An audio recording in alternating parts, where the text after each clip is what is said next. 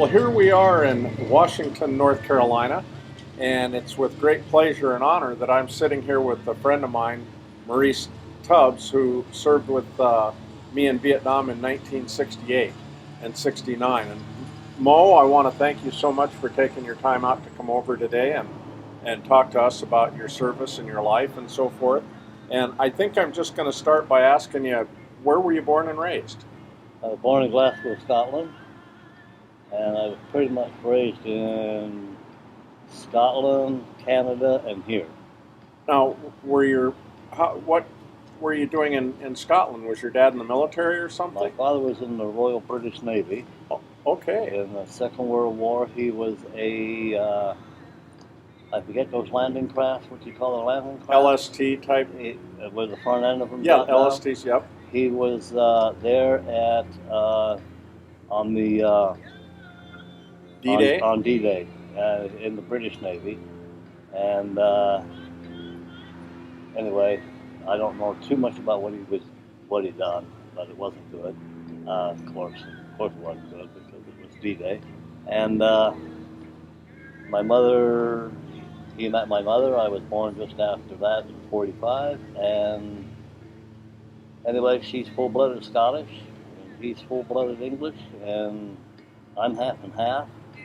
And anyway, so 'Tis a bonny Brobrick moonlick neck to well, neck. yeah, she's a Hamilton, she's a Hamilton Dunn Macmillan, and my father's just an old enemy. That's the only Gaelic I know, by the way. Oh, That it was is? that. Yeah, well, That was it. I used to speak Scottish, but I can't do that anymore. Yeah. But So then you made from Scotland. You went to Canada in '57. Okay, and what were you doing at that point in your Well, I life? was a young kid. I was just milking School, cows and stuff like that. school, and Yeah, people don't believe it because when you say we had to walk 5 miles in Yeah. the snow. Well, we were in a one-room schoolhouse, and all the running water we had was one hand pump in the kitchen, a pot-bellied stove, another stove to cook on, and an outhouse. No running water other than that. So, and what part of Canada was that? there was a little place called outside of Markham, which is north of Toronto. And was your dad retired or still in the No, military? he was working for Avro Aero back in those days where they had that. That's when Canada was building that first, like a UFO, a flying saucer thing. Oh yeah. So that was kind of like top secret. And then he applied to come to this country. In 1960, we came in here in April, and he worked for Fisher Bodies in Cleveland, and retired there. And so, when you came to the United States, how old were you? Let me see. That would have been in '60. I was born in '45, so my math in my head is not real fast. So figure it out for yourself, guys. Probably 15 or 16, maybe. Something like Still that. in high school. Well, I was a bad boy, Okay. and I kind of skipped high school a little bit. I joined the National Guard. Oh. And that was the National Guard outfit in Ravenna, Ohio, that went to Kent State University. Oh yes. And everybody remembers that. But I was just got out of the service in '70. And I said, to hell with the National Guard. I volunteered U.S. I was just going to ask you that. If you were in the National Guard, I was going to say they weren't pulling guys up in those days, were they? No. Yeah. That's when the National Guard was doing what they were intended to do, is guard our country. Stay here. Yeah. Yeah. So, and then I volunteered for U.S. I went to Korea, and my first winter at 50 below zero, I said, this is it, I'm no more. I'm re-enlisted, and I went to Germany. Yeah. And then I volunteered. What was your job when you first went in the Army? Ground pounder. So in Korea. Ground pounder. It was we were with the bayonet division. I forget which outfit that is. Okay. So that was straight. Well, it was kind of like an armored cab. Okay. We had tanks and our APC. Yeah. And then I went to Germany. Now, had you been in Korea a year yet? A little over a year. Oh. And that was it. Okay. Yeah. And then I went to I went to Germany in very beginning of 67. I was there 2 years. Okay. And then I volunteered in Vietnam at the end of 68. So I spent 2 Christmases there, and my job there... I think it was 67. Okay, 67. Yeah. Okay, 67, yeah. And then I left for 68. And so what in the world possessed you to volunteer to go to Vietnam? Well, I was an American citizen. And they told me if you volunteered, they were just a bunch of BS saying, if you volunteered for Vietnam and made it out of Vietnam, you would automatically become an American citizen. Unbelievable. So I did that. And then I went through a whole bunch of bull BS when I got out of the service. That the only thing on my discharge said I was an American citizen. And then Teresa Ball, that we have talked about, she said, don't worry about it. You are an American citizen because you pledged allegiance to the flag 3 times. And you are... Oh, you mean you stood and I stood and did every time you re-enlisted, you had to exactly, go. You had exactly. to do that. Yeah, so yeah. She said, I wouldn't worry about it. Your DD 214 says you are an American citizen. Good. And that's all that counts. Yeah. So, anyway, and then from then on, trying to find my records and stuff, and they giving me a bunch of bull. Well, we can't, you don't have an address and stuff, so basically they just wrote me off.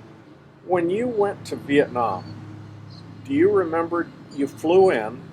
Do you remember where you flew into? Was it Bien Hoa? I think it was Bien Hoa because we took a deuce and a half to Cu Chi. Okay. And at that point, did you have any clue what you were in for? Yeah. Because when we landed in Bien Hoa, and we had to, and Tet was going on at that time, and then all of a sudden you look up in the air and you see these, well, we didn't know exactly what they were, or I didn't, and it was a gunship throwing red rain down all over the place, and then mortars going off and incoming, and then running into a Quonset hut, and yeah, I kind of figured out I'd already been in the service for quite a few years. You didn't see anything like that in Korea. I didn't, or on the East German border either. But then I kind of had a good hint of what I was going And your into MOS anyway. at the time was 11 Bravo. 11 Bravo. Okay. So they say you're going to go to the 25th. You're going to Cu Chi. I'm assuming you shows up, you get off the truck, and you must have met with the company clerk or something to take your paperwork and get you signed in. Yeah. And then, do you remember, was that Kelly? Was that? The name is familiar. Okay. They called him Teach, but I am thinking that it wasn't him because he didn't become the company clerk until after the incident on the Phu Quoc Bridge where the water buffalo ran over the top of him. And do you remember hearing about that story? No, but and the guys were trying to pull the water buffalo off, and 2,000 pounds of water buffalo is pretty tough and Willie shot the buffalo. Oh, really? And now it's dead on top of... Which makes it even heavier.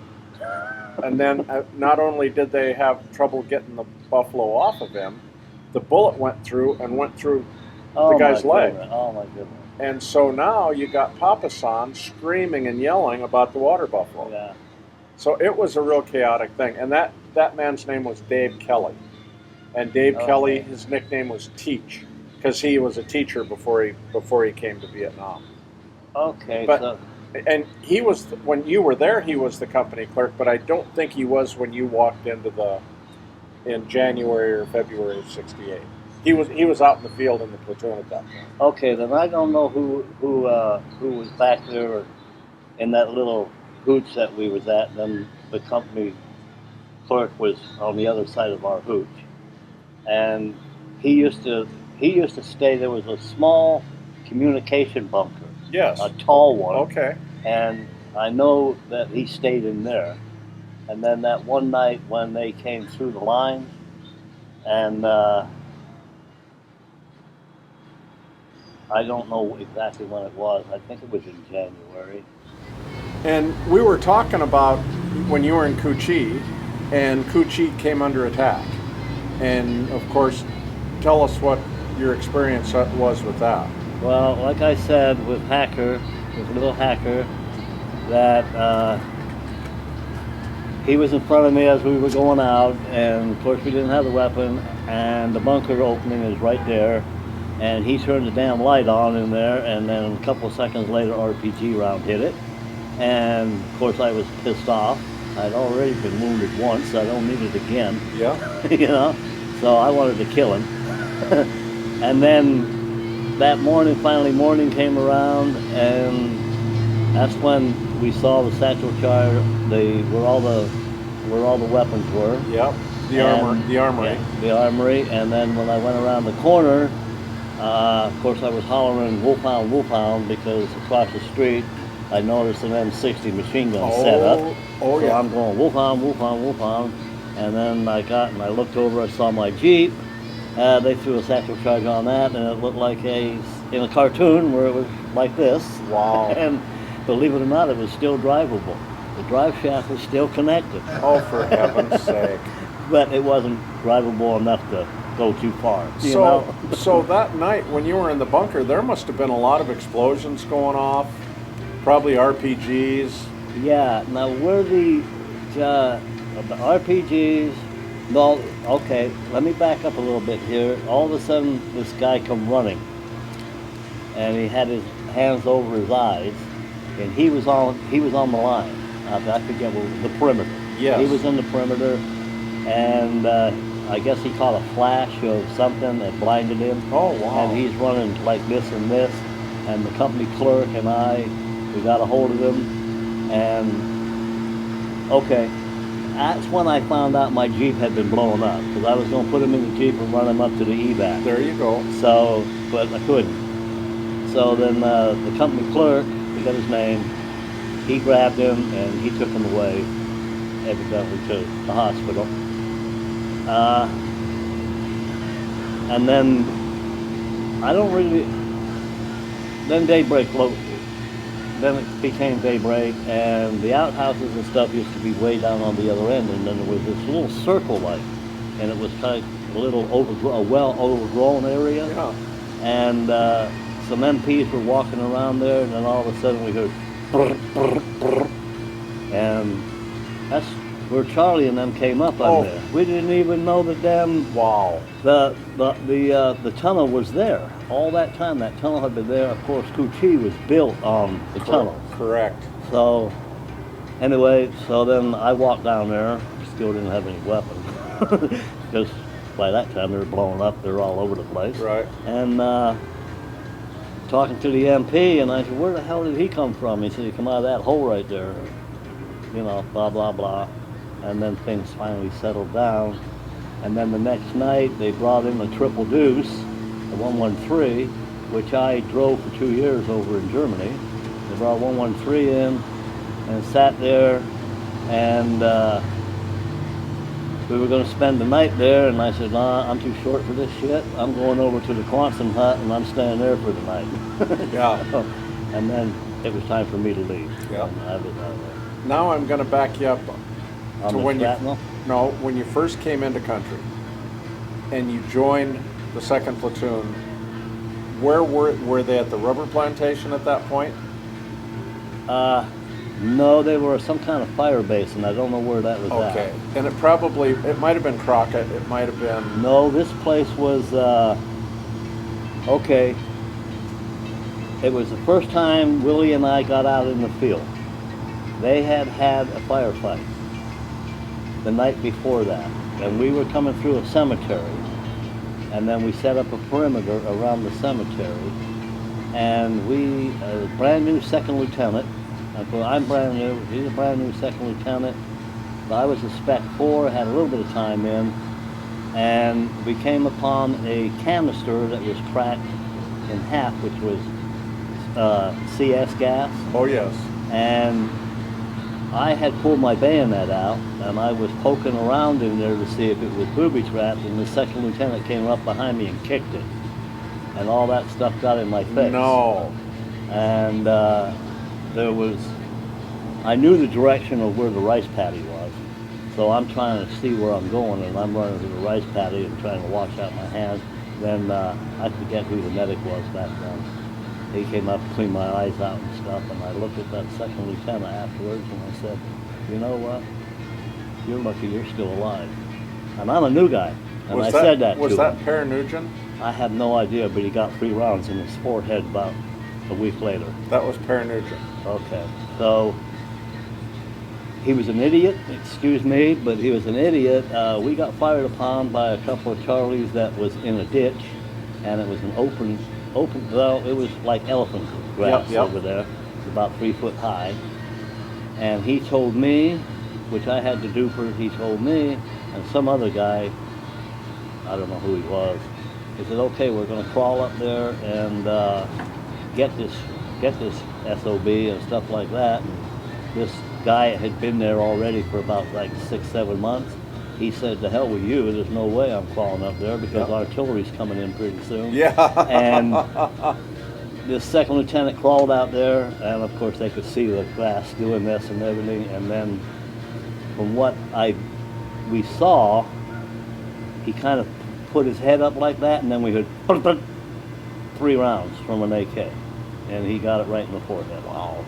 You know, and the new guy, and not me, the other guy said, oh well, these second lieutenants, they just don't fucking listen. You know, they just didn't. No, they didn't. And they didn't have any experience when they came in. When I first came into Cu-Chi, the platoon came in. Charlie Company came in. And Captain Blackwell, which I didn't know at that time, he got everybody out in the Cu-Chi and had a second lieutenant. I don't know if that was him or not, but he was talking to us new guys, and the second lieutenant, he said, you see that PFC over there? You see that Spec 4 over there? These guys have been here for 6 or 7 months. They tell you to hit the damn ground, you hit the ground, because they're going to save your ass. Yep. You know, and he was the only officer that I know that actually put everybody together and told all the new guys that PFC over there, he knows what the hell he's doing. Listen to him. Yep. So evidently that second lieutenant didn't. Yeah. Did you know that we found Captain Blackwood's daughter? No, I didn't Karen. know that. Karen Blackwood. She came to the last reunion. Oh, really? And she didn't know anything about her dad's service.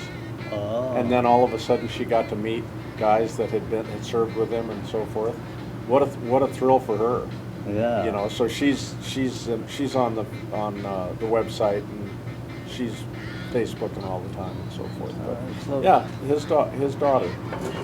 I believe then they only stayed a 6-month tour in the field. You're right. They didn't leave, but they went back into. You're correct. 6 months, and then they went back and became the XO or something like that. Yeah. From what I understand, I don't know how true it is, but he was one of the captains that really cared about his men. Yes. And I got wounded, and a couple other guys got wounded, but I don't think there was very many KIAs that under his command. Yeah.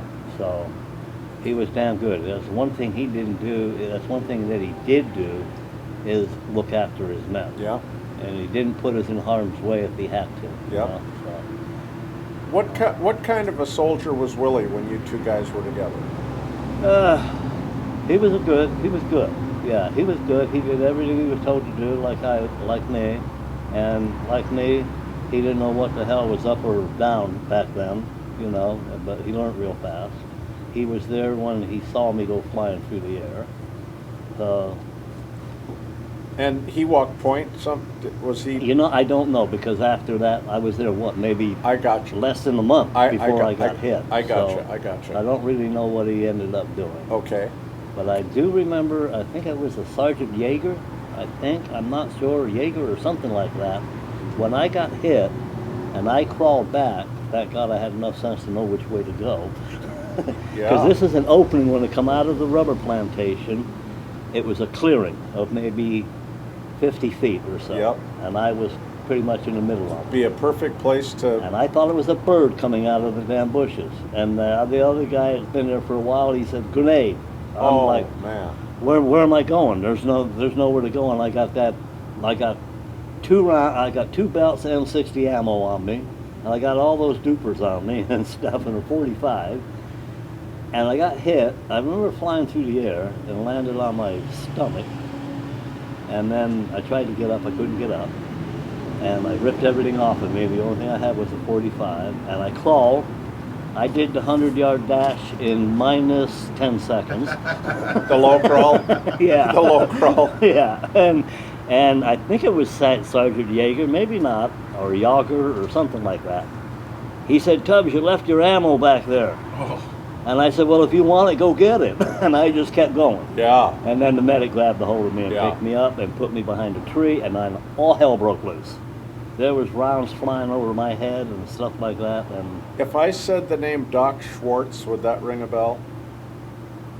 Schwartz. He was the medic at. Was he? He Yeah. was the medic there. Okay, I know he was going around giving piercing people's ears and stuff like that. Yeah, okay, that does kind of sound. Yeah. Well, it does and it doesn't. Anyway, I know. So. Yeah. So let's go backwards a little bit. Where did you take basic training?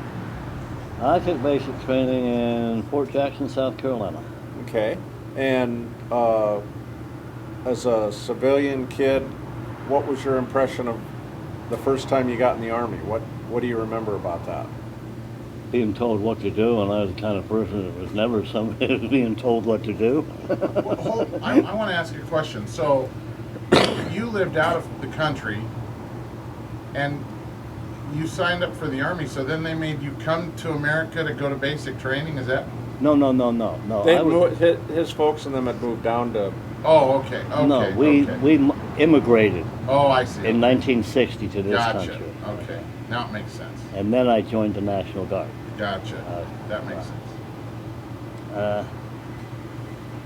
So would you say you got through basic okay without any trouble? Yeah, I got through basic okay. I had always been a country boy. And like I say, we were out in the farm and we picking up hay bales and putting them on the wagons and stuff like Yeah. that. So I didn't have much problem doing anything. You were in good shape. I was in damn good shape. Yeah. Even though I only weighed 99 pounds soaking wet. Yep. But I was in damn good shape. I could outrun most everybody, even with we went on one of our all-day marches for a bivouac thing. Yep. And guys were just dropping out and just did this and this, and I'm like, what the hell is wrong with you guys? Let's go. And that's when you had the horseshoe tent and stuff on your back. Oh, yes. So, full field gear, the whole 9 yards. And even Sergeant, he was only a corporal, but he had 2 stripes back in those days. And I was even outdoing him when it comes to, so I was, setting up a tent, big deal. Okay, big, Yep. that was perfect. Sure. There wasn't a line in that thing. Sure. And then you went to AIT after that? Yeah, at Fort Jackson. So you stayed right there? Yep. Okay. At Fort Jackson. And what did you think of AIT? What was your thoughts then? I kind of liked it because basic training for me, which most people nowadays, at my age when I went in, we had an M1 round. Correct. And then we got the M14 when the AIT. And then we got to fire the M60 machine gun and stuff. I liked it. Yeah. I did too. Yeah, and then I stayed for, that was 4, my basic training for the National Guard was 6 months. So my last 2 months was with a headquarters company. Okay. So didn't do nothing. Didn't do a damn thing. Just orderly, whatever. Just made it up in the morning and Was stood in going on. line and got head count and stuff like that, and then just went off and did whatever I wanted Yep. to do. Yep. So. And you got into Vietnam in January of '68? Very, very first part of January, the first week Oh. of January. And now, okay, Ted is... That is kind of going on a little bit. But it hasn't really kicked off It yet? hasn't really kicked off. Okay, so you're getting there just at the sweet spot, Yes. and you don't even know it. Yeah, right. yeah. And then the counteroffensive, of course, I was already, And believe it or not, Teresa Ball when she found my records and everything, see, when I got out of the service, I didn't even have my Purple Heart, my CIB. I didn't have nothing. And she put in the thing, and I got my DD 215. Yep. And I didn't know this, but as you'll see on the tailgate on my truck, on my service medal, I got a Silver Star and a Bronze Star on that because I participated because of that extra month that I was there, and 6 campaigns, a Phase 4 and a Phase 5. Oh yes.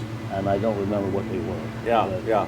But I don't know why they gave it to me, but maybe it's because I was there, Yeah. and even though I was resupplying. And that's true. No, I think that's the way it was. Yeah. Yeah. So.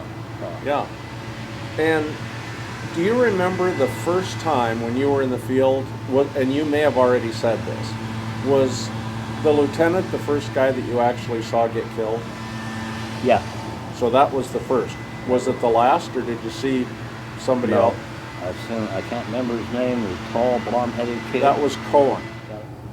You, as I recall, you guys were out on a day rift one time, and you had gotten in an area where you knew there was VC, and there was a guy in the platoon named Cohen, and his nickname was the Weatherman, because I think he worked as a meteorologist or something in the world before he went to Vietnam. And just tell me what you remember about that day. Well, he was on my left side, and we come up on the berm, and we were advancing forward into a real bad wooded area where there was supposedly a fortified bunker. My weapon jammed, and I couldn't get it unjammed.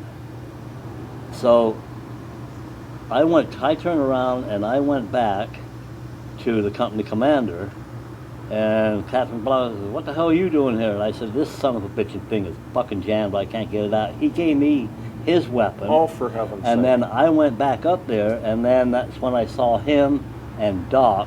He was sitting down, of course, and I seen him going. I could see him doing this, and I said, "What the fuck?"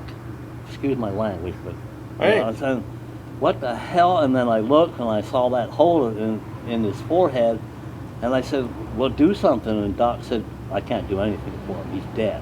And I said, "Well, he's moving." He said, "That's just his nervous system. He's Wow. And then I heard I don't know if it was a platoon sergeant or a buck sergeant. I forget what the platoon leader.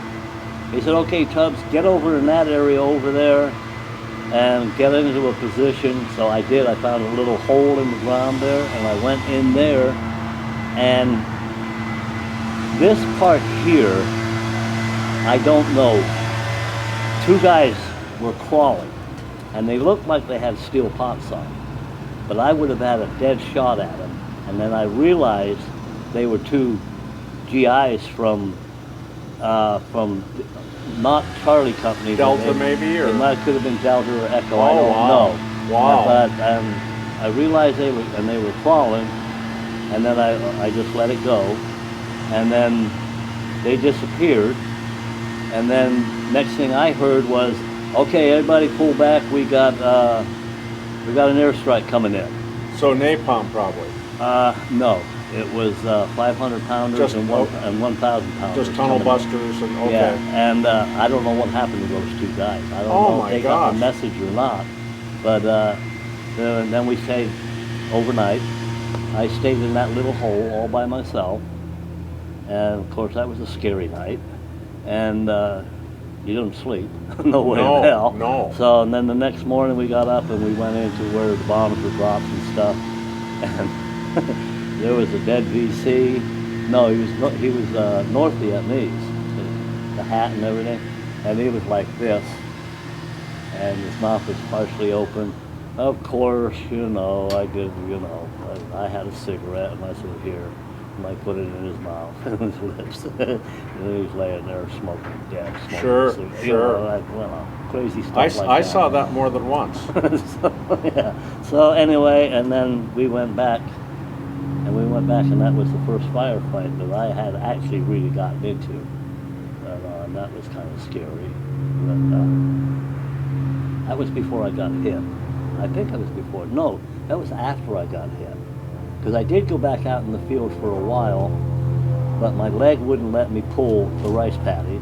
Yeah. So Captain Blackwell sent me back in. Yeah. And then they found out I knew how to drive a deuce and a half and stuff at the bridge. And I was at the other bridge. Willie and I, there was that small bridge there. Yeah. And then you got to the big bridge where that bridge got blown up. Yeah. Where we spent a couple of nights on there. And there was a deuce and a half at the small bridge, and then it came over the radio, get Tubbs and get that deuce and a half down here. So I went there, and then I ended up, I would rather have stayed at the small bridge. Yeah. But then I ended up staying at the big bridge there. You got the name of it, I forget. Fukong. Yeah. Yeah. And that's the one where they lost the tank on it Yeah. and stuff. Okay. Yeah. And yeah, so and then pretty much it was the fire base that was just up from there, between there and Coochie. I think it was a diamond or something. That was later. Was it? Yeah. There was Crockett, and then there was Jackson. I could have swore we was at that fire base before we even went to the bridge. Gosh, I just can't pull it out. Okay. I'll bet Willie could tell you. Yeah. See, I forget all the names. I don't remember the names. We were at another fire base just outside of a village, and that's where the blonde-headed kid, I knew him there. And then I went to R&R, and then when I got back from R&R, the other bunker over on the other side of us took a direct hit. Oh, man. And I don't know if you were there then or not. No, I wasn't. That took a direct hit, and there was a couple guys I knew there by name. And, well, then that was it. Then we went out to, so I was in 1, 2, 3 fire bases that we built from scratch. Wow. You know, Yeah. we built them until Artie came in and artillery came in. And one of those all would have that. been Crockett. Yeah, one of them is Crockett. You guys built, and And then there was another one, the Diamonds. I heard of a diamond that was called the Diamonds. Okay. Or Shamrock or something like that. yeah, okay. And that was the one out towards, outside of Coochie, the dirt road we were talking Yeah. about, going out towards the Cambodia Cambodian border? border. Yep, Yeah, yep. which I swear to God, John, you weren't there then, I don't think. But we were on the choppers and going out, and Willie and I, we looked at each other and we said, that's the Mekong River. That's not the Saigon River. We just came over and we just crossed over into Cambodia and then came back on the other and then came back. We didn't land or anything like Yeah. that. But I think that was we were the first ones to go into Cambodia. Yeah, You know? yeah, but you weren't. But we didn't land, yeah. No, the politicians would have denied it. Oh, well, yeah, but I'm telling you the truth. Yeah, I know. We knew the river and we knew where we went, you Yeah. know, so. You said you had taken an R&R? Where, do you To remember- Hong Kong. Tell us about that. Oh, well, I can tell you how it all started. That was really weird because everybody said I'm crazy. It was about, the supply chopper had already came in and dropped all the goodies, right? I forget his name, Buck Sergeant, Platoon Sergeant, you know, up a Platoon Sergeant. Came down and said, Tubbs, your orders just came in, you're leaving for Hong Kong tomorrow. Oh, wow. And I said, well, thanks for coming and telling me now because the damn chopper just left. And now I won't be able to get in there until tomorrow morning. And then I went back to the bunker. I think Willie was down there. And I said, them son of a bitches, you know, that son of a bitch, we should have, I felt like shooting his ass. Now all of a sudden I seen these 5-ton dump trucks coming down the road in a convoy. And it was the South Vietnamese Army. Oh, And I ran out there with my 16 and everything, and I put my 16 up like this here, and I stopped them son of a bitches. And I climbed up on there, on the door, on the running board there, and I said, you going to Coochie? And they said, yeah, we go Coochie. You going to the fire base Coochie? Yeah, we going there. Okay, I jumped in the back of the truck. I said, drop me off. I was gone. I left. so you got there. I got there. I Yeah. got there that night, and then I just walked into the base, you know, and MP said, where the hell did you come from? I said, I just come off of those trucks. You know, that's the South Vietnamese Convoy. and there could have been VC on that thing or anything. I said, I don't give a shit. I'm going to Hong Kong tomorrow. Yeah. You know, you do crazy shit like that. You know, Absolutely. so, So what was you know, Hong Kong like? I caught there. My last 3 days was right in the middle of a typhoon. Oh, I'm standing out there on the little balcony. I think it was the president or something like that. Watching little bicycles and lumbrettos getting blown down the road and all kidding. kinds of shit. Wow. I didn't really care because I still had all the beer. We still had power. So I don't know if they had big generators and all that. sure, but sure. So I just gone down, ordered beer and stuff like that, and had a little Hong Kong girl with me, about my age, and we stayed up in the room and just drank and drank and drank, and then the little bitch stole my damn watch. You know. No kidding. Yeah. And then I came back, and then we came back, and I still had like $300 or $400 on me, and that's when I decided to take the extra 3 weeks Yep. and spend it. I was buying everybody beer, all the little places I went to. Did you say you took an extra 3 weeks? Yeah. How does that work? That worked real good. I You got just busted. did- you just- I got busted E5 down in E2, which worked out fine for me because the 25th Infantry Division had or maybe it was just the Wolfhounds, I don't know. But if you had to be a PFC or more to go out in the field. And they busted me down to E2. So that's how I ended up in resupply. Okay. Because actually I got busted to E1, and then a week later they brought me up to E2. Yeah. No, you asked how to work out. You just don't go back. Yeah. That's how you do it. Yeah. Anyway, so that's been pretty much the whole thing in Nam. So that's all I really remember. And when I talk to some of the other guys that's been there, and then things pop up, like I'm talking to you, then I start to remember certain things. But a lot of things I've put out of my head, and until somebody talks about it, and it's brought back up. It's just like in a locked box in there. I did do one stupid thing about a year ago. Well, I got my PTSD. I had to go through a psychiatrist, a psychologist, and then some kind of social worker thing. Oh, yes. And she wanted to give me a bunch of pills, and I said, I don't want mind-altering pills. I'm not going to take that crap. She said, well, these ones here won't hurt you. So I had taken them for about 2 weeks. Within that 2 weeks of taking them, one in the morning and one in the evening, I got so damn depressed. I got a 9mm, and I loaded that, and I had it. I didn't point it to my head, but I had it up in the air, and I was thinking about it and stuff. And then I snapped out of it, and I said, it's these damn pills she's giving me. I threw them down the toilet right away, and about a week and a half or so, getting it out of my system, here I am. I feel a lot better. Yeah. You know, and too bad that some of the other guys didn't do things like that too. Buddy, I know. Yeah. I hear you. Yeah. And you know as well as I do, the VA loves to give you pills. Yeah, I got pills in my cabinet that I haven't even used. I mean, they'll just give, and if you don't like that one, they'll give you a different one. Yeah. Basically. That's it.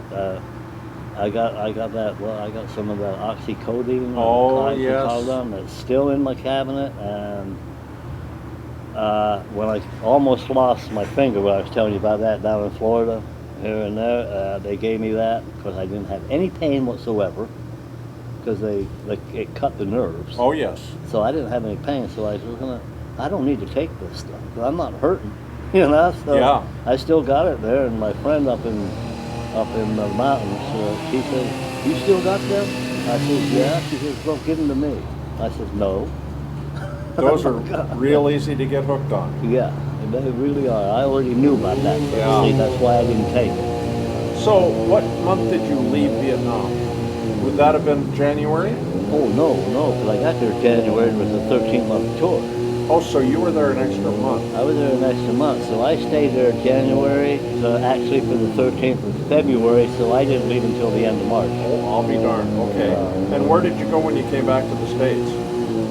To the bar. I met a guy at the Oakland Air Force Base, Okay. Oakland Airport, and it was like 8 o'clock at night. Everything was pretty much closed. And I met this guy around about, I don't know, it was going close to midnight. He just came back from Nam. I just got back from Nam. He had a fifth of Jack Daniels. We found a stairwell that was closed, no lights, and we went in there. I already had a ticket to Cleveland, Ohio, and then I don't know what the hell happened. All I woke up in Yuma, Arizona. Oh, for heaven's sake. And I woke up and I said, where the hell am I?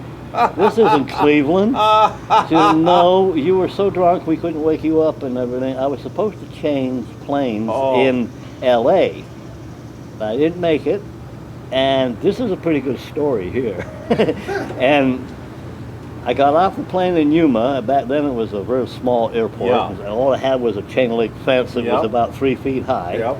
And I went out through there and I said, here's my ticket. I'm supposed to go to Cleveland. And, well, you better get back on that plane that's getting ready to leave. It's going to St. Louis, and you can get a flight there. And they're getting ready to pull the stairs away, and I flew over that fence. I didn't even touch the fence. I flew over that fence. I'm going up the stairs, and they're pushing it back to the door. And I got back in, the stewardess says, oh, I see you're back. Yeah, of course, I got one hell of a headache. Oh, you know? I can imagine. And so I got to St. Louis, and then it was late at night. I got to St. Louis, and I went up to the ticket booth and said, well, we don't have anything going to Cleveland until sometime tomorrow. And I said, damn it. And then one of I think it was at Braniff, I'm not sure, she said, if you go down the hall down here to blah, blah, blah, and they have a plane that's going in for repairs at Cleveland.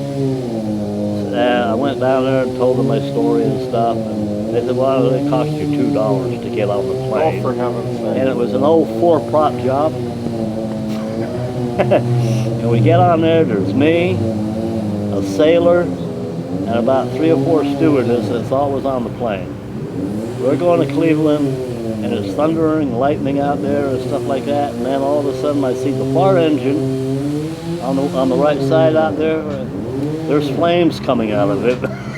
And I'm saying, oh shit. This is all I need is make it back, and I'm going to die in an airplane crash. And the pilot came over and said, we put that out, no big deal, we got 3 left. And then we landed in Cleveland. Yeah, that whole flight, all the stewardess and me and that Navy guy were all sitting down, drinking, having beer and stuff like that. They're having a good old time. Sure. So what kind of a career did you pursue when you got home?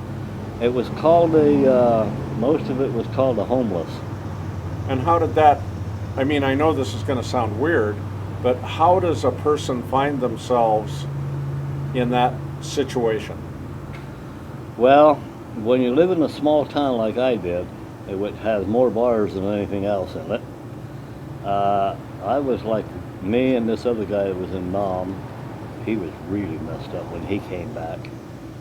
We were considered the town drunks. Okay.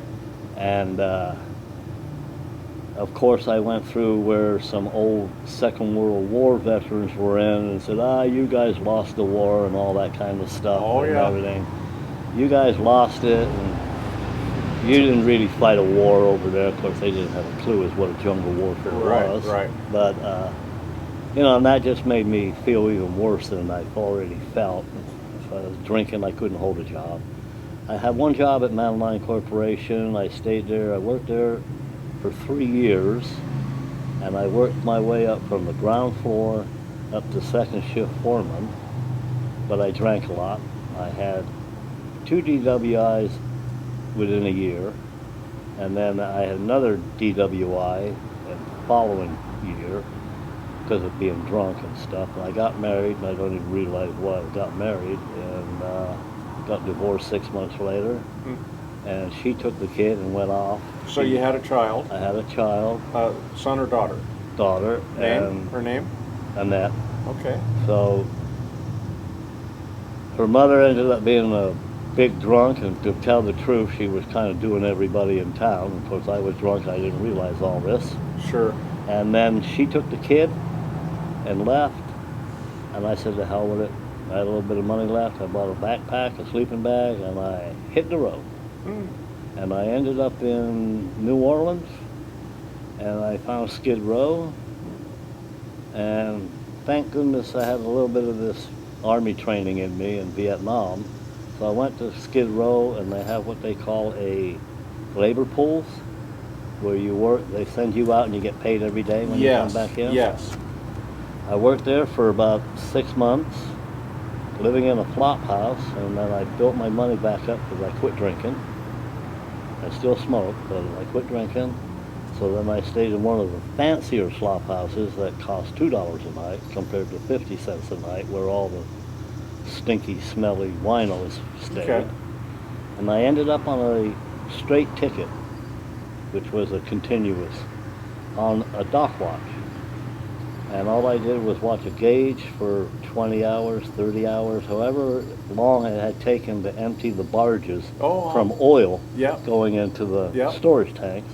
And that's all I did. I go down on the boat and eat breakfast, lunch, whatever, which I didn't really like too much because, you know, they're all seagoing people and the only thing they know is crawfish and shit. Stuff like that, you know. So I didn't eat much there, but I was the only one on Skid Row. I shouldn't say I was the only one. I was one of the very few people that was walking around on Skid Row with a couple $100 in my pocket because I didn't drink and I saved my money and I didn't mention anything about it. Oh, I'll bet you'd have been mugged for sure. Yeah, for sure. And then I went to Houston and got there and ended up on a straight ticket there, and then along came Reagan, which was okay because even then I was a Republican. But Reagan did one thing that hurt the homeless people a lot working out of these labor camps. They decided we had to pay taxes, or the company, these companies that we work for had to take taxes out. They had already taken Social Security out. Right. But how are you going to take taxes out on people that drift around from job to job? So then they went out of business because they couldn't take us out on jobs. They couldn't put us on jobs anymore. So that's when the Mexicans took over, had taken over. And they were the ones that going out, and they didn't care about taxes anyway, because we're not paying it. Yeah. They didn't give a shit. So, and then from then on, it just kind of for almost over 20 years when I was doing it, I just ended up riding freight trains all over the country. I went through Helena, Montana many, many, many times. No kidding. In the freight yards there. The old Burlington Northern. Burlington Northern, and the southern part of Montana, they called it Montana Rail Link. Yep, you're right. Montana Rail Link. You're absolutely correct. There was a guy in Helena, big, heavy-set guy, that had a house, and he let. I don't know if you've ever heard of them. They're called the ATF, somebody, Freight Train Riders of America. Some of them bad people. But I ran in. I didn't get hooked up with them. But I got to know a few of them, and they left me alone. And what he would do, these guys, these Freight Train Riders of America, would go to this house and crash up for a few nights and stuff like that, go down and sell plasma. And that's it, and I stayed there for a while. Did you ever do that? Oh, I sold plasma for 2 times a week for years. All right. Yeah, so that was basically the only money I had for a while, and then I found out about emergency food stamps. So I got emergency food stamps, which was $70-some a month, and plus getting around anywhere from $15 every 2 weeks on selling plasma. What I'm going to ask you is going to sound absolutely off the wall, and I don't want it to, but I just have to ask you. During this time, did you ever wake up in the morning and go, "This just sucks"? I mean, I'm not putting you in with everybody else, but do homeless guys want to be homeless, or is it that they have no ability to not be homeless? I've always wondered about that. A lot of them are druggies, winos. I didn't drink, and They wouldn't keep themselves clean or anything like that, but with that little bit of that money I made from selling plasma, I would go to laundromats Oh yeah. and I would clean my clothes, wash my clothes and stuff. I stayed pretty much clean as possible. So I wasn't like that. I didn't go to hobo camps, what you call them. Right, right. I wouldn't Right. even go there. And I stayed by myself. I did meet a couple guys that were, old Joe, he was a Korean veteran, and he didn't drink either. So we rode trains all together, all around the place. But yeah, you know, some of these guys, they wouldn't work, they wouldn't do anything. I tried to find a little bit of work here and there. Yeah. I worked tearing down carnivals that went from town to town. Yep. I did stuff like that. And yeah, but some of these guys that would hold signs up, I'm sure if you've seen them real work, every day. don't give them a penny. Every day. I don't. Because they know, see, I know exactly what they did because I know a couple of the guys that would do that. As soon as they get enough money in their pocket, it's either marijuana, drugs, or cheap wine. Yep. And until it's all gone, and then they go back up there the next day. Yep. Bert, this guy Bert, I knew him for a few years in Portland. And on Thanksgiving, he would come back with a couple $100 in his pocket that people give him. And he told me many a time, he said, well, I got a lawn you could cut.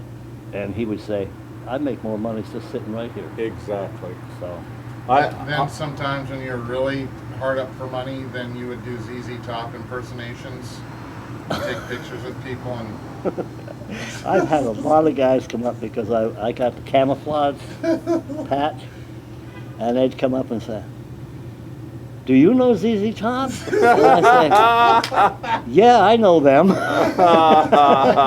and they, oh yeah, did you have a good time with him or anything? Did you do anything with him? I said, no, not really. I didn't know him that good. You know? Yeah, but I've had quite a bit because of the patch, and they had no idea. You know, ZZ. Oh, so of they course. thought it was a Z and a Z. Of course. So at one point then, you got a motorhome. I got a pension first for my RV. I mean, for my arthritis. What it was, this was before Teresa. That was in Greenville. I went to one of the VA things there in Greenville, and the guy told me, he said, your smartest thing for you to do is to get a civilian doctor. Don't go to a VA doctor. Get a civilian doctor and have them look and have them write up blah, blah, blah. And I thought, I don't have any money to do that. But then my sister Mary and my sister Ann, Yep. they got me doctor's appointments and everything, and then I gave it to him. This is pretty good little story here. And about a month later, I got a letter from Winston-Salem saying I had to go to Winston-Salem and see blah, blah, blah. I walked in, I had my 25th Infantry hat on. I walked in, sat there, and this Vietnamese woman come up to me, and she said, Mr. Tubbs, you know how their language, broken English like. Yeah, that's me. She said, oh, I see, you 25th Infantry? I said, yes, ma'am. She said, you Coochie? I said, yes, ma'am. I was born in Coochie. Oh, for heaven's sake. And I'm saying, wow, what a small world. shock! Yeah, what a shock this is, you know. And she said, yeah. I said, I was Wolfhound. Oh, I know Wolfhound. I know Wolfhound, Sure. you know, and stuff. She said, why are you here? I said, I have arthritis, and they're trying to see if I can get anything for it. She said, oh, no problem. You got, but I can only give you 60%. But back then it was like $700. Oh yeah. And then Teresa got me PTSD and Yeah. all that, and then bingo. Signed up for it 6 months later. This is another thing that happened.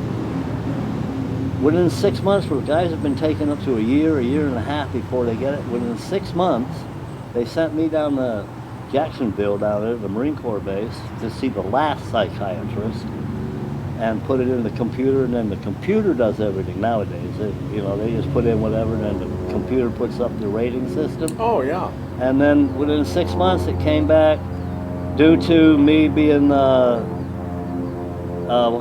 did that go?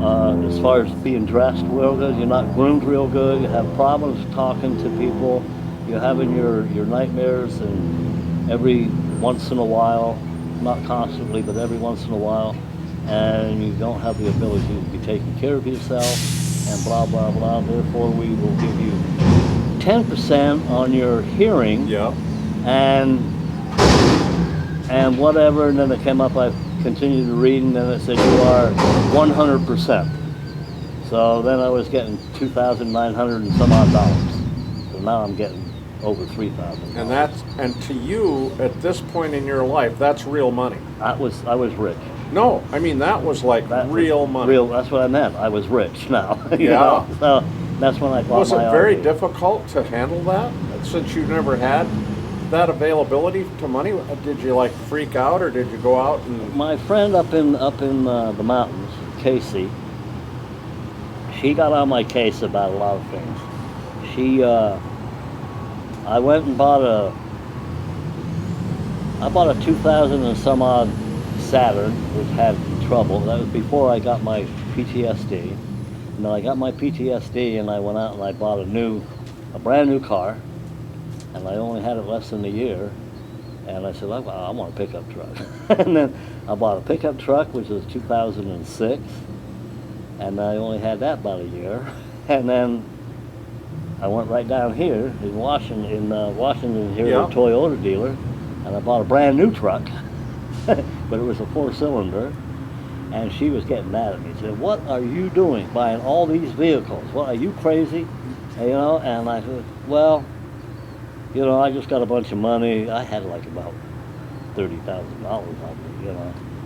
And I didn't like the Saturn. I didn't like the little car. Yeah, I want yeah. a truck." Yeah. And then I got my other truck, a 2017, but it was a 4-cylinder. And then I bought a trailer, and I couldn't haul the mountains and stuff with it. So now I got this one out here, a 2019 V6. Let me ask you this: when you got 100%, did you still consider yourself homeless? No, because before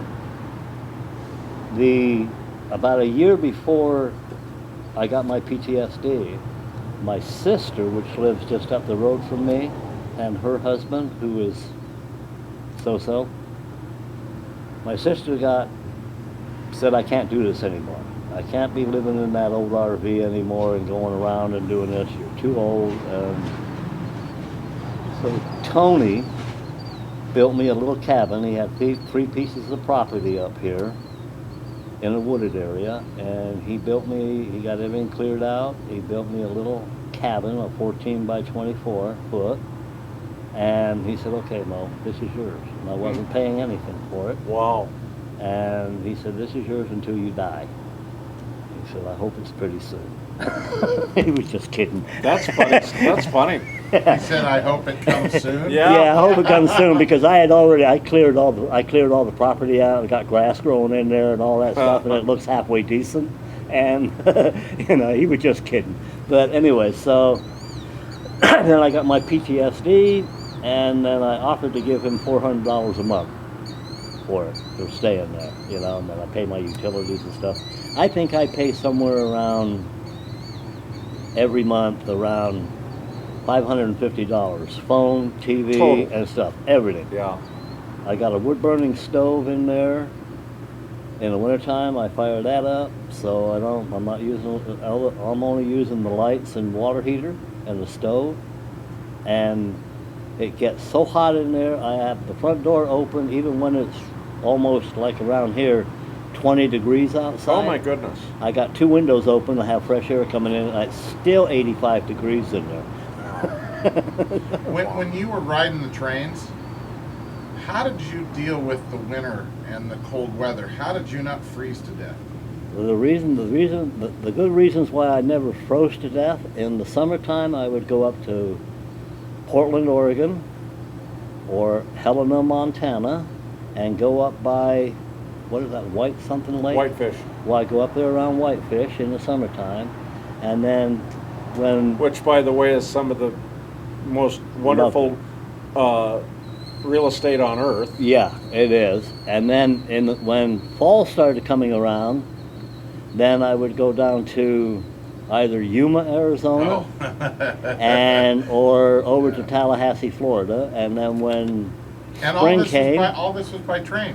all this was by You train. just sneak in at night and hop on. How did you even know where the trains were going? Yeah, that's It's- what I was going to ask. Okay, you're in the What are you, a yard. train whisperer? Okay, you're in the yard. You're in the yard, and there's, oh, who knows? There could be 10, 12 different tracks in there. Yes. So you see the one unit sitting there, and then you know the yards. By now I know pretty much what to do and how to do it. So I would go up, and I see the engineer in there, and I would, like, say I'm in, oh, what's that place in Washington up north toward, Spokane? yeah, we call it Spookaloo. I'm in Spookaloo. I would walk up to him, and I see the train sitting there on this track, and I'd walk up, and I say to the engineer, you going to Vancouver? And they say, yeah, we're going to Vancouver. And I say, okay, thanks. And then I'd go back, and I'd wait till I hear the train air up. You can hear the air going through all the, yeah. It would air up, and then me and old Joe, we would walk the whole length of the train and find a grain car. On the back of these grain cars, they have a platform which is about this wide and the width of the car. Okay. And you can lay down in there at nighttime with your sleeping bag and stuff, and just get on the train and just head to Vancouver within a day. And we're down there. Boom, boom, boom. I could go from Portland, Oregon to Baldwin, Florida, which is just outside of Jacksonville, Florida. I could do that within maybe 5 days. And that's going from there down to California and getting in the yard of California, where you have to, what they call a railroad bull, which is a railroad cop, dodge him and stuff, and then get on that train and go through Yuma, Arizona, all the way to Houston, Texas, and then get off of that train and spend a night, and then got CSX. Now the CSX is that area, and get on CSX and be in Baldwin within a day and a half, and boom, boom, 5 days I've gone that whole length all the way down the west coast and across the southern. Do you remember going through Dunsmuir? Oh yeah, Dunsmuir many a time. That was where his mom grew up. Oh really? And she grew up in a house that was right down by the tracks, and it had been a whorehouse. Okay, I've heard about that. And then apparently they got that out of there, and her dad bought the house, and because it had so many rooms in it, it was built for a whorehouse. Then he had a lot of kids, and he moved in, and they called that town Pusher. Yep. Because that was the bottom. They'd get that train up, and they'd put a couple engines behind it to get it up over the Shasta by Shasta and all that. Yeah. Am I right where on? the Tehachapi circle is. Okay. Right there. Yeah. But yeah, Dunsmuir, and when we'd visit, they were always. I mean, I listened to her dad tell stories on a regular basis. The bums would come up and knock on the door and say, "Do you have any salt? Do you have any a razor blade or any razor soap?" And he told me, if you got salt, a razor blade, and soap, and it goes right back to what you said. If you look clean, and you knock on a door and say, "Can I chop some wood for you for dinner?" Okay. Along the same lines, what I would do when I was riding train, it's hard to stay clean riding train. So I knew where all the Salvation Armies were, or the good missions. I didn't stay at any The rescue nasty missions, yep. Yeah, I stayed at the good ones and get a shower. They do laundry and stuff. And then back then you could go to Kentucky Fried Chicken before the Colonel died. Go there at night and knock on the door and say, you're going to be throwing away any chicken and stuff like that. Oh yeah, and they come back about 10 minutes later and give you a big bucket of chicken. Unbelievable. And potatoes. Testify.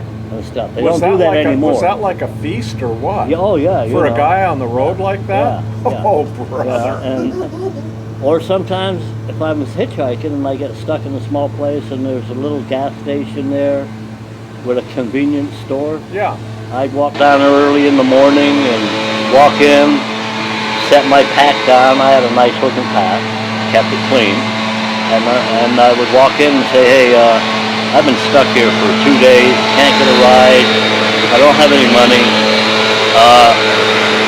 I'll be more than happy to go out and pick up the trash, cigarette butts and whatever in the parking lot for you for a cup of coffee and maybe a donut. Oh yeah, go ahead, and then give me a $20 bill. Unbelievable. You know?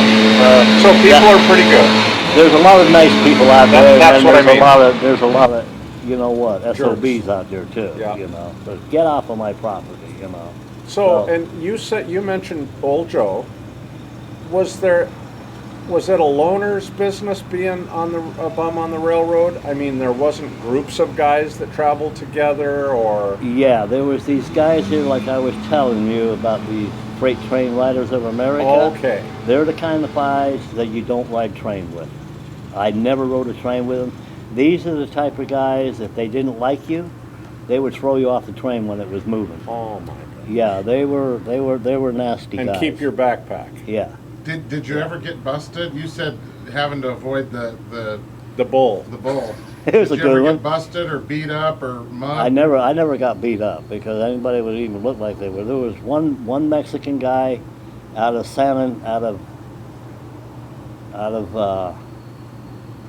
what is that? It was Sacramento. Out of Sacramento on the UP, and I very seldom ever ride the UP, which is the Union Pacific. Oh yes, yes. And it stopped out there he was in the switch lane for another train coming the other way. We call it the hole. So we went in the hole, and I'm on the back of the grain car, and I see this Mexican come walking down, and then he saw me, and in broken English, he said, I ride this train. And I said, no, you're not getting up here. He said, I ride it. And I said, no, you're not going to come up here. And there's a brake shoe laying here. Now, the brake shoes on those things are about this long with a curvature and about yay thick. Oh, yeah. Well, it didn't have the pad on it. It was just a piece of steel. And he kept saying, I ride, I ride, I ride. And I know what his intentions were. If I fell asleep or anything like that, I'm off, and he's got my pack and everything. Yeah. So he climbed up on the ladder on the side there, and his hands were like this on there, and I came across with that thing. Bam! Right across his knuckles. The next thing I know, he rolled all the way down the ditch, and about 5 minutes later, I heard the air brake, and it aired up, and off we went. So, you know, when I say you're not riding the train, you're not riding the train. Not with me, anyway. Now, I always thought guys rode in empty boxcars. Well, yeah. Box cars are nice when it's raining and stuff, and they got a wooden floor on it. They're nice, but I always preferred a grain car. Okay. Because you're in the open, and I can see all around me. Yeah. But as far as getting busted, we're coming through Harding, Montana. Hardin, Montana, which is the Crow Indian Reservation there. We're very familiar with I figured you were, well, because you're from Montana. we used to go fishing at Fort Smith there. Oh, okay. You know, I used to take the kids down there. There was me, 2 other guys. There was an old wooden spool in the boxcar. Both doors are open, right? And all of a sudden, we're coming into Hardin, and we're slowing down, and she slowed and slowed and slowed, and we're sitting there playing cards, right? So where the hell does he stop? Right smack in the middle of the road. Oh. And there's a deputy sheriff sitting right there. No. And we're sitting there, and he goes, no. And we went, the train started moving, so we all went, bye. So he got into the yard, and he stopped. Well, there's the deputy waiting for us. Pulled us out, and put us in the car. No. And I had a little bit of pot on me, Oh. and I stuffed it down in the back seat.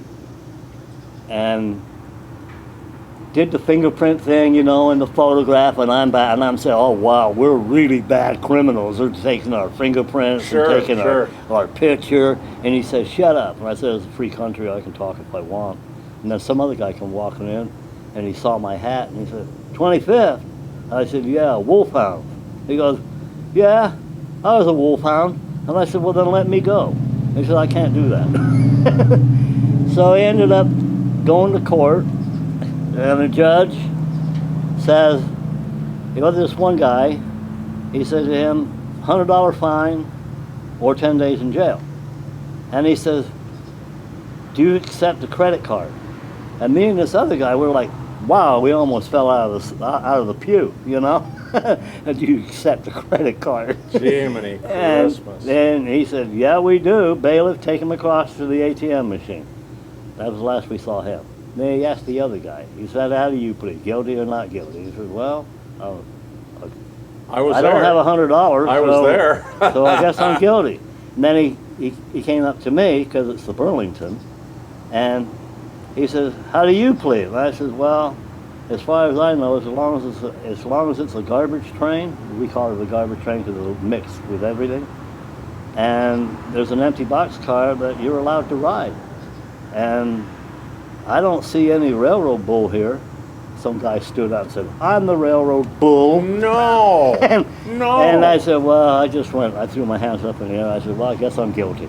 Oh, God. So we went in, they put us in there, we got a shower. That morning, this evening, they just gave us a peanut butter and jelly sandwich because it was kind of late. And I looked at that other guy and I said, shit, man, this is it, man. Peanut butter and jelly sandwich. I ate better in the boxcar than that. Yeah, really. And next morning, we went to chow. There was me, him, and 2 other Indians that was in there for public drunk. Yeah, sure. That was the whole thing. Bacon, eggs, toast, jelly, milk, coffee. And I looked at him and I said, wow. I'll take the 10 days. Yeah, well, I said, wow, and he says, yeah, when were we going to get for lunch? We got like egg salad, sandwiches, and coffee and milk again, and a dessert. 10 And I pounds said, in 10 what the? pounds in 10 days. Yeah, and I said, what the hell? I wonder what we're going to get for lunch. And you're coming out with fried chicken, mashed potatoes, corn, and stuff. And I looked at him and I said, damn, man, this is going to be one hell of a nice 10 days.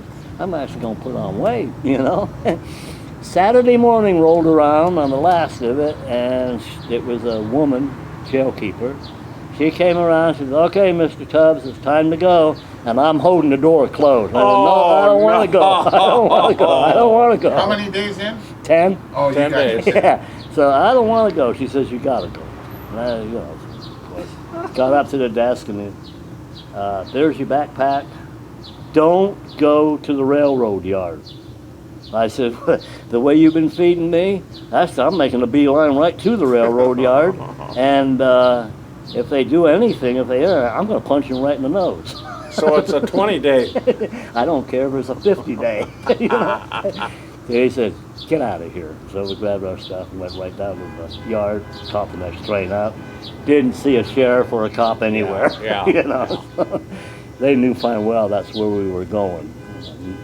But that was really something. The Indians said, on the other side of the yard there where we came in, at the fence over there, they said all you had to do was just jump out of there and go over that fence and they couldn't touch you. Because you're on an Indian reservation. They would have to call The Indian police. the Indian police to come and get you, and they probably wouldn't even be bothered Well, with they it. wouldn't. Yeah. Said, well, yeah, that's nice to know now, but Yeah. we wouldn't have got fed like we did. So what happened that you quit the train life? Well, I started getting to the point where I can't do it anymore. That pack I was carrying, my arthritis was setting in, and I called my sister, and I rode train over there back into Raleigh. I hitchhiked over here. My sister was living in Greenville at that time. And I stayed there for a little bit, and then that's when they got my going to the doctor and everything. And I So got my that little was the pension. beginning of that. That was the beginning of what Gotcha. happened is right Gotcha. now. And you had a dog. Do you still have a dog?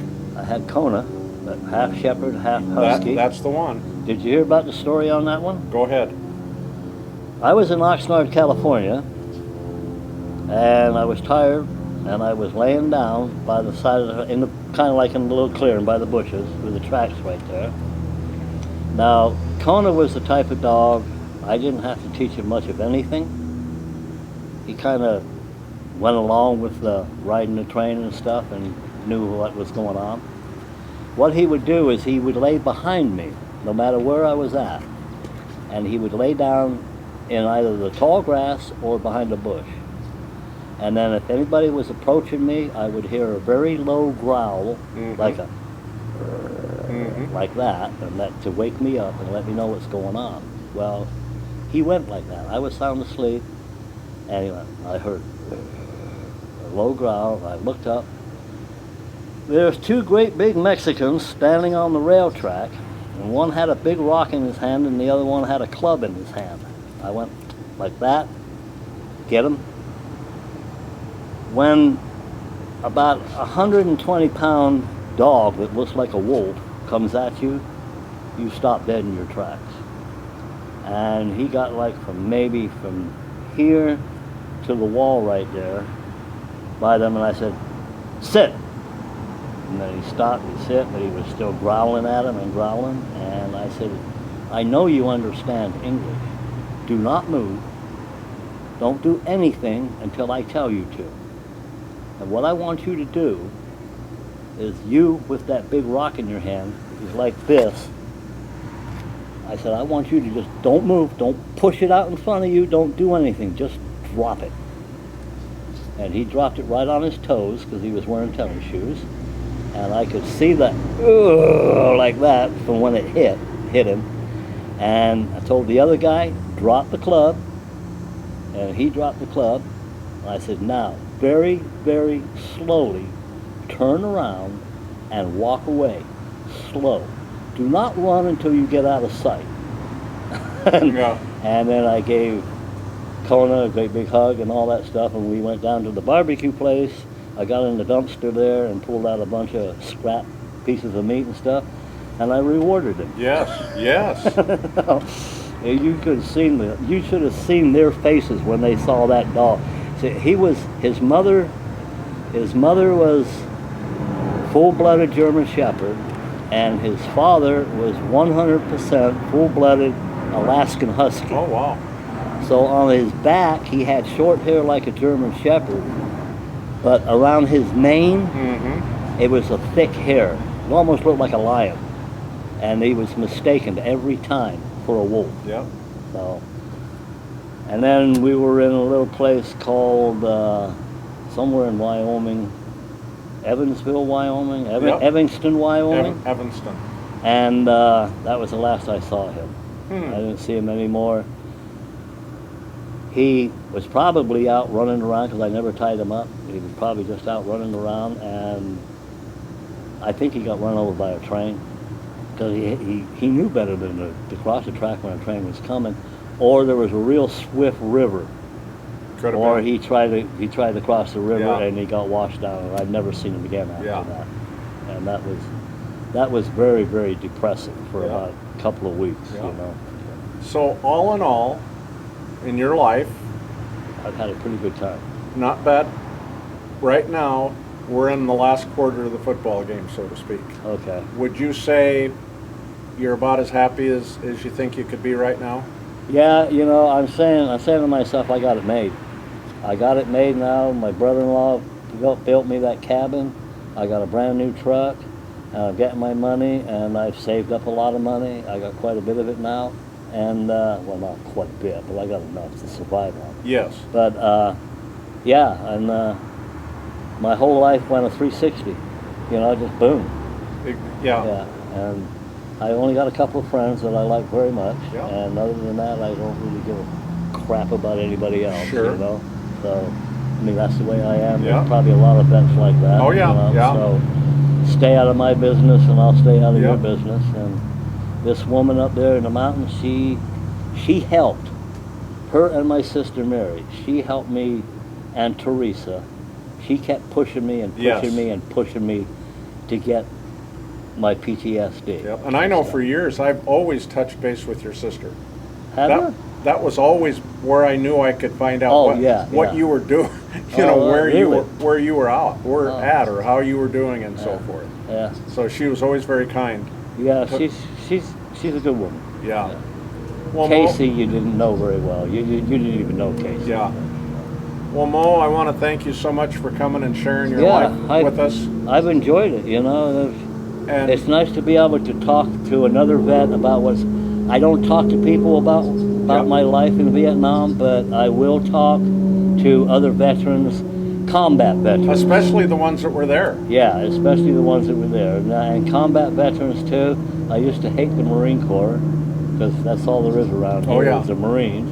And then I was talking to a guy in the Marines. I was out someplace at a campground when I had the RV. He pulled up beside me, got a little kid there, and he said, "I see you're Army." And I said, "Yeah, you're Marines. What, are you going to get on my ass now because I'm Army?" And he says, "You know what? The Marines and the Army right now they're together They are. right now." Yeah. And he said the only difference between a combat Marine knows exactly what a combat Army person went through. So you guys are we're all pretty much together. Absolutely. It's the ones that are behind the desk that don't know shit. Yep. They're the ones that don't like the Army and the Yep. Navy and all that. Oh, yeah. Okay. Thank you, Mo. Okay, John. And Yeah. like I said, thank you for being there, and thank you for being here today. Yeah. And Okay, buddy. thank you for thinking about me when you're doing your traveling. Always. Yeah. Yeah, great. Yeah.